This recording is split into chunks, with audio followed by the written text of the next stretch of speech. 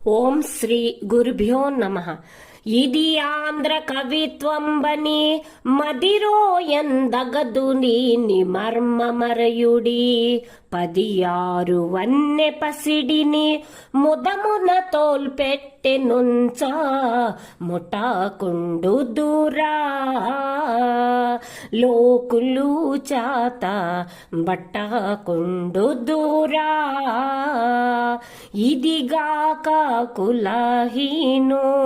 డిచ్చిన ద్రవ్యము ఇదిగాక కులహీను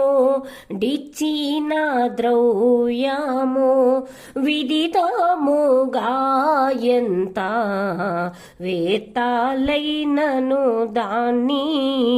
ముట్టకుండు దూరా లోకులు చాత పట్టా